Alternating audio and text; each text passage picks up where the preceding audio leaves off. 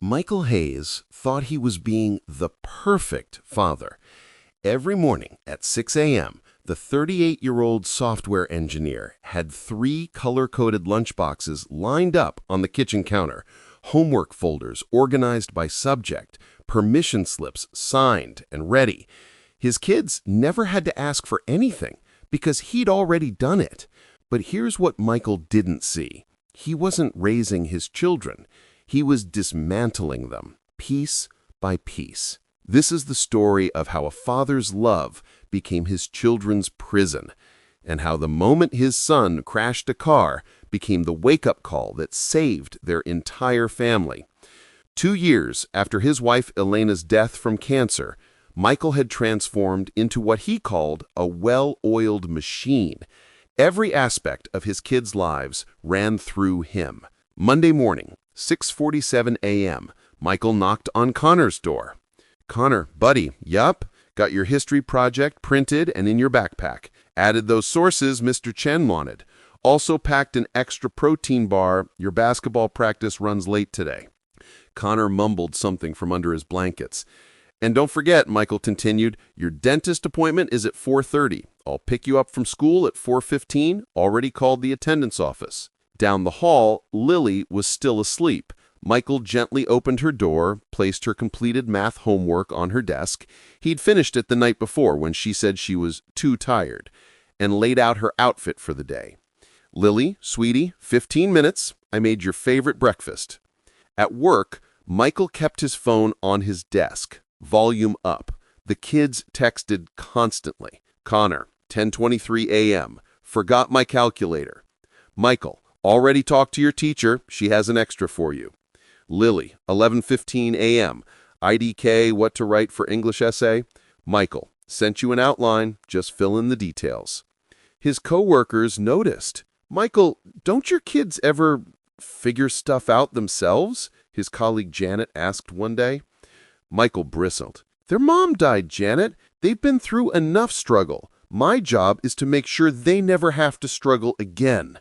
He believed this completely. After watching Elena deteriorate for 18 months, after seeing his kids' faces at the funeral, after Connor stopped playing basketball for 6 months, and Lily stopped talking for 3, Michael had made himself a promise. "I will protect them from everything I can control." And he was exceptional at it. Teacher emails handled before the kids even knew there was an issue. Conflict with friends? Michael mediated. College research. Michael had spreadsheets comparing 15 universities. The kids didn't make a single decision without him. "This is what good parenting looks like," Michael told his sister on the phone. "I'm involved, I'm present, I'm there for every single thing they need." What Michael didn't notice, Connor no longer tried to solve problems. Lily waited for Dad to ask about homework instead of remembering herself. Both kids had stopped taking initiative on anything, but Michael saw their dependence as closeness, their inability to function independently as need for him, their learned helplessness as love. The cracks started small. Month 1, the group project. Connor came home frustrated. "Dad, my group members aren't doing their parts." Michael immediately opened his laptop. "What are their names? I'll email their parents." "Dad, I can—" "Already drafting it. Don't worry, I've got this." The problem got solved. Connor's grade was saved. Michael felt victorious. But Connor's group members started avoiding him. "Your dad emails our parents?" one kid said. "Dude, that's weird." Month 3, the SAT prep. Lily needed to start SAT preparation. Michael researched for weeks, found the best tutor, scheduled sessions, bought materials, created a study plan. Lily looked at the 47-page plan and said, "This is a lot, Dad. You want to get into a good school, right? I'm just making sure you have every advantage." Lily started the program, but 2 weeks in, the tutor called Michael. "Mr. Hayes, Lily isn't engaging with the material. She's waiting for me to give her every answer. She won't attempt problems without explicit instruction. That's why we're paying you," Michael said defensively, "to teach her." "I'm trying to, but she needs to struggle with problems to learn. When I don't immediately help, she just sits there." Michael doubled the tutoring sessions. hired a second tutor, created more detailed study guides. Lily's practice scores stayed flat. Month 5. The basketball situation. Connor made the varsity basketball team. Barely. At the first parent meeting, the coach outlined expectations. Players need to manage their academic eligibility themselves, check grades online, communicate with teachers, balance their schedule. Michael raised his hand. What if we parents monitor that? The coach's expression tightened. Part of being on varsity is learning responsibility. After the meeting, Michael approached the coach. Connor has been through a lot. I just want to make sure, Mr. Hayes, I lost my dad at 15. I understand loss. But the kindest thing my mom did was let me figure things out. Let Connor do the same. Michael felt heat rising in his chest. You don't know what my family needs. He walked away, already planning how he'd secretly monitor Connor's eligibility himself. Month 7. The warning signs accumulate. Janet from work invited Tom and the kids to her daughter's graduation party. Sophie spent the entire time next to Tom asking if she could get food, where the bathroom was, if it was okay to talk to other teenagers. She's 14, Janet's husband whispered to Tom. Is she okay? Tom made excuses and left early. The next week, the school counselor, Miss Rodriguez, called requesting a meeting. Tom assumed it was about college planning. Mr. Martinez, I'm concerned about Sophie's development of executive function skills. She's failing to turn in assignments not because she can't do the work, but because she doesn't track them. She waits for teachers to remind her. I'll create a better system for her at home, Tom said immediately. Ms. Rodriguez chose her words carefully. The research shows that children who experience parental loss sometimes develop learned helplessness when the surviving parent becomes overprotective. I'm wondering if... Are you saying I'm a bad parent because I'm there for my kids? I'm saying there's a difference between supporting and substituting. Right now, you're doing their thinking for them. Tom stood up. Thank you for your concern, Ms. Rodriguez. We're fine. He wasn't fine. He drove home gripping the steering wheel, knuckles white. Month 8. The all-in attempt. Michael decided the problem was that he wasn't doing enough. He took a week off work. He hired an organization consultant to design better systems. He bought planning apps for the kids' phones that synced with his. He created morning, afternoon, and evening routines with checklists. For 3 days, it seemed to work. The kids followed the routines, completed their tasks. Then, on Friday, the apps crashed. Connor missed basketball practice. He'd relied entirely on the app reminder. Lily didn't do her homework. The app told her what to do when. Without it, both kids were paralyzed. Michael stayed up until 2 a.m. manually recreating the system on paper. This isn't sustainable, a voice whispered in his head. He ignored it. Month 9. The phone call. Tuesday, 3:47 p.m. Michael's phone rang with an unknown number. Mr. Hayes, this is Officer Chen with State Police. Your son Connor was involved in a traffic accident. He's not injured, but we need you to come to the intersection of Route 9 and Maple. Michael's hands shook as he drove. Please let him be okay. Please. He arrived to find Connor sitting in the back of a police cruiser, unharmed but quiet. Michael's car, the one Connor had been driving, had front-end damage. Another car, also damaged, was being loaded onto a tow truck. Officer Chen approached. Your son ran a red light. Fortunately, speeds were low and no one was hurt, but there's an issue. Connor doesn't have his license or insurance card, says he doesn't know where they are, doesn't know your insurance company's name, didn't know to call them first. When I asked for your information, he couldn't remember your work number. Just sat here waiting for you to fix it, I guess. Michael felt something crack in his chest. He's 16, the officer continued, not unkindly. Most 16-year-olds in an accident are scared but functional. Make the calls, exchange information. Your son just shut down.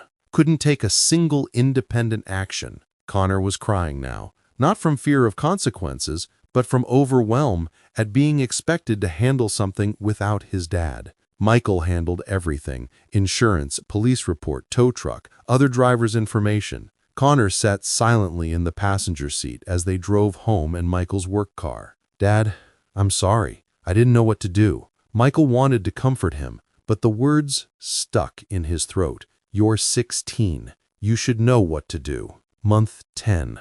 The grade report. 2 weeks after the accident, Lily's progress report came. F in English. Not because the work was hard, because she'd turned in only 4 of 17 assignments. Michael called the teacher. Why didn't you tell me she was missing assignments? Mr. Hayes, I post grades online daily. I email students weekly reminders. Lily has access to all this information. She's 14, old enough to track her own work. But you could have emailed me. I could have, but I'm teaching 60 students to manage their own responsibilities. Lily is capable. She chooses not to engage with the systems. Michael hung up and confronted Lily. Why didn't you tell me about the missing assignments? Lily looked confused. I thought you'd check. You always check. Lily, you're in 8th grade.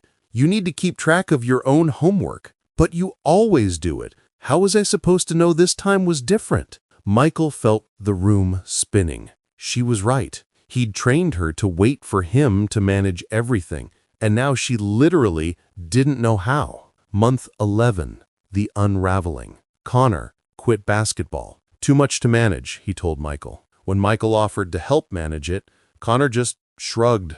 Doesn't matter. Lily stopped hanging out with friends. It's easier just to stay home. Michael tried to rally, made lists, created new systems, scheduled family meetings where he assigned tasks, but the kids went through the motions like zombies. They did exactly what Michael said, exactly how he said it, and nothing more. No initiative, no problem solving, no independent thought. Michael's sister visited for Thanksgiving. She watched Connor ask Michael if he could have a second helping of turkey, watched Lily wait for Michael to notice her empty water glass instead of refilling it herself. Michael, she said quietly that night, what happened to them? They're fine, Michael said automatically. They're not fine. They're like robots, waiting for commands. Their mother died 2 years ago. Michael, this isn't grief. This is something else. Month 12. Rock bottom. 3 days before Christmas, Michael found Connor sitting in the dark in his room. Connor, you okay? Dad, I got invited to a New Year's party, but I don't know if I should go. What do you think? Michael felt something snap. Connor, you're 16. You should be able to decide if you want to go to a party. But what if I choose wrong? There's no wrong choice about a party. There is.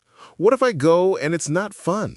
What if I don't go and I miss something? What if Connor, just decide? Connor flinched, started crying. I don't know how. I don't know how to decide things, Dad. You always decide. And now you're mad that I can't, but you never taught me how. Michael stood there, looking at his son, 16 years old and unable to make a single decision without guidance, and finally saw what he'd created. He'd saved them from struggle, from difficulty, from the pain of figuring things out, and in doing so, he'd stolen their capability, their confidence, their belief that they could handle life. Michael left Connor's room and walked to the kitchen. The command center on the wall, color-coded schedules, responsibility charts, systems for everything, suddenly looked like prison bars. He'd thought he was protecting them, but he'd built a cage. That night, Michael sat at the kitchen table until 3 a.m. The house was quiet, except for the hum of the refrigerator. He thought about Elena, about the promise he'd made at her funeral. I'll take care of them. I'll make sure they never struggle. But Elena wouldn't have wanted this. She'd been the parent who let the kids climb too high, try things that might fail, make messes and mistakes. She always said, they need to learn to fall while the ground is close. Michael had been so afraid of the ground, he'd never let them touch it at all. He put his head in his hands and finally admitted the truth. I'm not helping them. I'm destroying them. The next morning, Michael called the school. I need to meet with Miss Williams, today if possible. The counselor's office smelled like coffee and contained exactly the kind of comfortable chaos that Michael's home lacked. plants growing in mismatched pots, books stacked horizontally when shelves ran out, and a ceramic mug that said, "World's Okayest Counselor."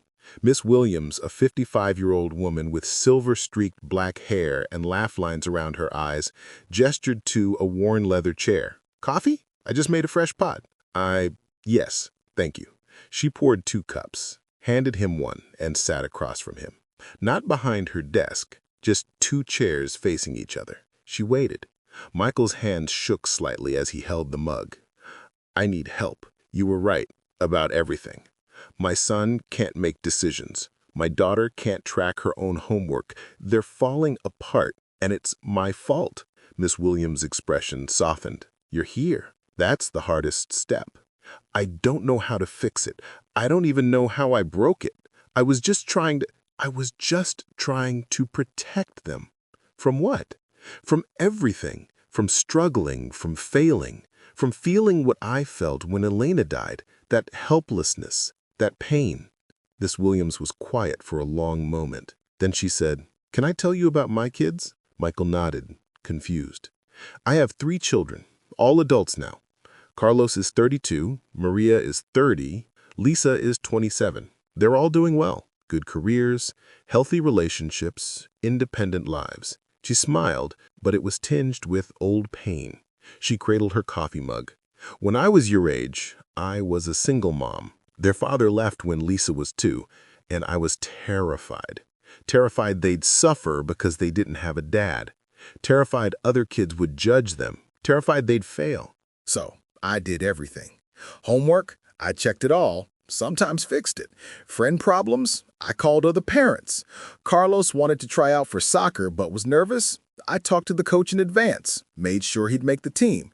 They never had to face disappointment because I engineered their entire lives." "That sounds like good parenting," Michael said weakly. Miss Williams shook her head. By the time Carlos was 16, same age as Connor, he couldn't do laundry, couldn't make a doctor's appointment, couldn't advocate for himself at school. He got into college and called me crying every single day because he didn't know how to handle basic problems. What happened? He came home for Thanksgiving freshman year, and we had a huge fight. He blamed me for not preparing him for life. And Michael, she looked directly at him. He was absolutely right. Michael felt tears building. Maria was even worse. She was so afraid of making mistakes that she wouldn't make any decisions at all. Wouldn't choose a college major, wouldn't apply for jobs, just froze. And Lisa, my youngest, she became sneaky, started lying about everything because she learned that making her own choices meant dealing with my anxiety and interference. "How did you fix it?" Michael laughed, but it was painful. "I didn't, Michael. They had to fix it themselves. Carlos dropped out of college for a year, got a job at Target, learned to manage his own life the hard way. Maria ended up in therapy for years, learning to make decisions without paralyzing anxiety. Lisa and I didn't speak for 3 years. Michael felt his chest tightening. "So, I'm too late. I've already ruined them." "No," Ms. Williams said firmly. "That's not what I'm saying. What I'm saying is, I learned this lesson when my kids were adults, and it nearly destroyed our relationships. You're learning it while Connor and Lily are still teenagers. You have time. But how? How do I stop? You stop doing for them what they can do for themselves, even if they do it badly, even if they fail, even if it hurts to watch." Michael shook his head. "You don't understand. After Alana died, I watched them suffer. Connor stopped eating. Lily had nightmares every night. I can't add more suffering." "Michael, look at me." Ms. Williams' voice was gentle but firm. "Grief made you afraid to let them struggle. I understand that. But here's what I learned. Struggle is how they learn they're capable. Every time you solve a problem for them, you're telling them, 'I don't think you can handle this.' And eventually, they believe you." The words hit Michael like a physical blow. "Your job isn't to prevent all struggle. Your job is to believe in them while they struggle, to be there as support, not as solution. Elena's death was a trauma they couldn't control, but learning to manage homework, make decisions, handle consequences, those are age-appropriate struggles they can control, and mastering them is how they'll learn they can survive hard things." Michael sat in silence, letting her words sink in. Finally, he whispered, "I thought I was being a good father. You are a good father. Good fathers learn and change. What you were doing came from love, just misdirected love. The fact that you're here, willing to change, that's what makes you good." They sat together for another hour. Ms. Williams shared specific strategies, how to gradually release control, how to let natural consequences teach, how to support without solving, how to tolerate the discomfort of watching his kids struggle. As Michael stood to leave, Ms. Williams handed him a small card, "My cell number, for when it gets hard and you need someone who understands." "Why are you helping me like this?" She smiled sadly. "Because no one helped me, and I don't want your kids to go through what mine did." 6 months later, Michael stood in the kitchen watching Lily pack her own lunch. She made a sandwich, slightly messy with too much mayonnaise, and packed it alongside an apple and chips. "Dad, I'm done.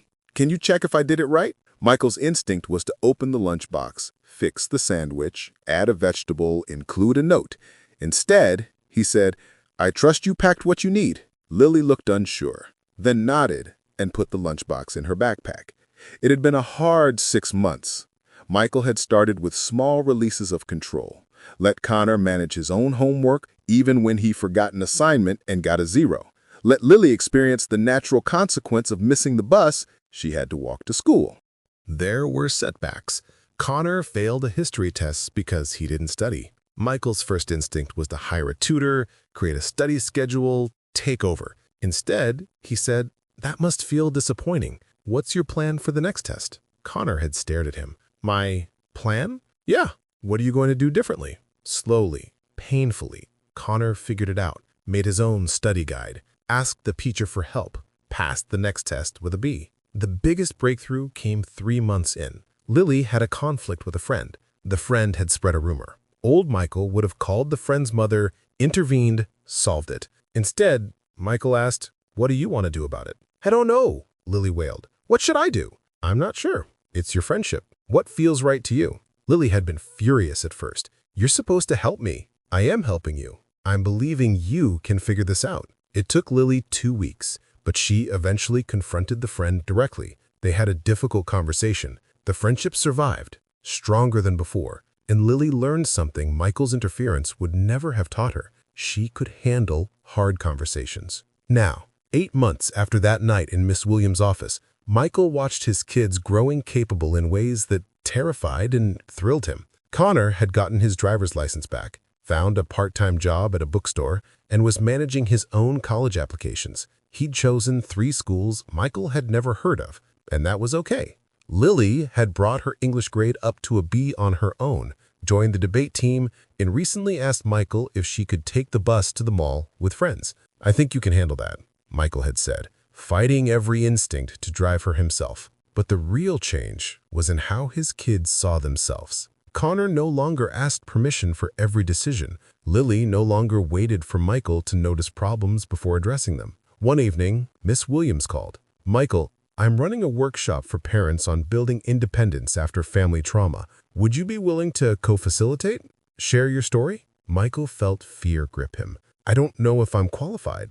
I'm still learning." Exactly. These parents don't need an expert. They need someone who understands what they're going through. The workshop met Tuesday evenings at the community center. 8 parents, single mothers, widowed fathers, divorced parents who'd become overly involved out of guilt. Michael shared his story. The accident, Connor's inability to function, the moment he realized his protection had become destruction. "But here's what I learned," Michael told them. "Every time I let my kids struggle, really struggle with something they could handle, they learned they were capable. And every time they learned they were capable, they needed me less, which was terrifying, but also exactly what I should have wanted all along." A single mother raised her hand. "But what if they fail? What if letting them struggle hurts them?" Michael thought of Connor's failed history test, Lily's friendship conflict, all the small failures and struggles of the past 8 months. "They will fail," he said honestly. Lily failed a quiz last week because she didn't study enough.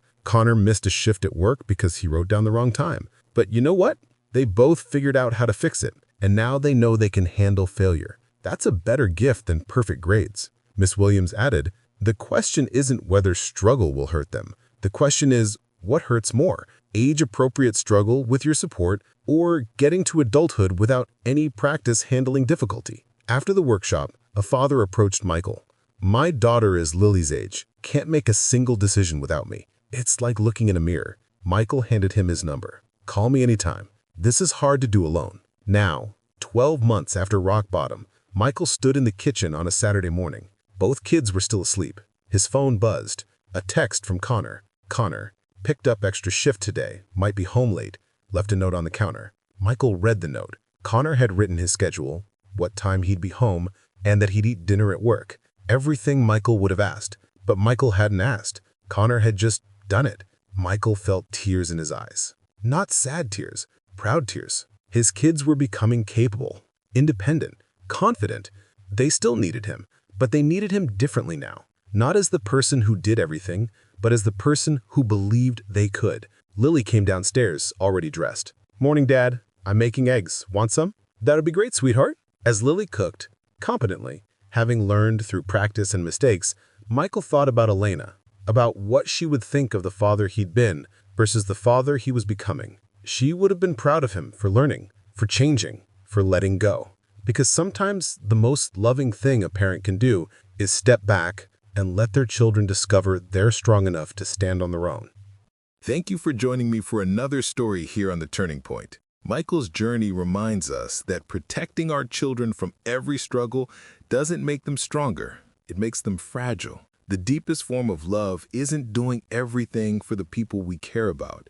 It's believing in their ability to handle hard things, even when watching them struggle breaks our heart. Have you ever loved someone so much that you tried to shield them from every difficulty? What would happen to the people in your life if you stopped rescuing them and started trusting them instead? What if the next time someone you love faces a challenge, instead of immediately solving it, you asked, "What do you think you should do?" What if you sat with the discomfort of watching them figure it out, messily, imperfectly, instead of stepping in to make it easier? Maybe you're Michael, carrying grief or fear that's turned your love into control.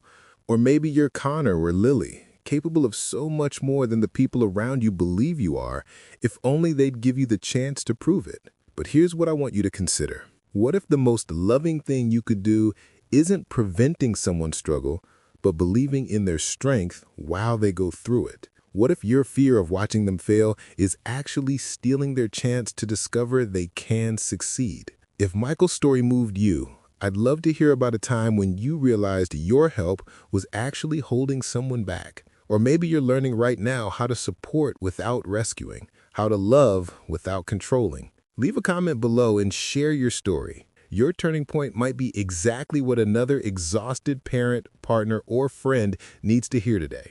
And if you're ready for another powerful transformation story about discovering that the thing you thought was keeping your loved ones safe was actually keeping them stuck, check out our next video. We drop a new story every week that proves love sometimes means stepping back, not stepping in. Don't forget to like this video if Michael's journey made you reconsider the difference between helping and enabling. And subscribe for more stories where good intentions meet hard truths. Hit that notification bell so you never miss a turning point that could transform how you love. Sometimes the bravest thing we can do is trust that the people we love are stronger than our fear. I'll see you in the next video.